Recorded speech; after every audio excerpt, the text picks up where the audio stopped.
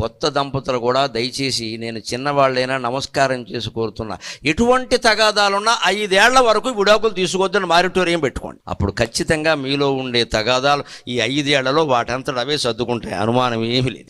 సహనం దానికి సమాధానం. వీళ్ళు 5 నిమిషాలు ఆగలేకపోతున్నారు, 5 ఏళ్ళు కాదు. నేను ఎందుకు ఆగాలి పైగా వీళ్ళని రెచ్చగొట్టేసే విధంగా ఈ క్వార్టర్ నుంచి ఒక ఫోను, ఆ క్వార్టర్ నుంచి ఒక ఫోన్, వచ్చాయి ఏడు వచ్చాక ఏం చేస్తాం, ఇక్కడ రెచ్చగొట్టేస్తున్నారు. తల్లిదండ్రులు ఎంతసేపు కలిపే ప్రయత్నం చేయాలి కానీ వాళ్ళ అహంకారాలను రెచ్చగొట్టకు. అసలు దంపతులే ముందు నిర్ణయించుకుని 5 ఏళ్ల వరకు ఏం గొడవలున్నా 5 ఏళ్ల వరకు విడిపో మారిటోరియం. అప్పుడు ఏమవుతుంది, గణపతి లాంటి సంతానం కలగచ్చు. అసలు పసిబిడ్డ మొహాన్ని చూస్తే విడిపోవాలని అనిపిస్తుందండి. వాడి కోసమైనా కాపురం చేస్తాం. వాడు ఏమైపోతాడమ్మా, నీకు ఇంకో భర్త దొరుకుతాడా, పిల్లాడికి తండ్రి దొరుకుతాడా, తల్లి దొరుకుతుందా, ఎంత బాధగా కన్నతలు చూసినట్టు ఆవిడ చూస్తుందా. పిల్లాడి మొహం చూసానా, పూర్వం అలా చెప్పేవారు పెద్దవాళ్ళు, పిల్లాడి మొహం చూసానా కాపురం చేయమ్మా, ఏం చేస్తాం కొన్నాళ్ళు పడాలమ్మా అనేది. అది చదువుకునేవాళ్ళు, వాడు అసలు పడేవాళ్ళు లేని పడమని చెప్పేవాళ్ళు.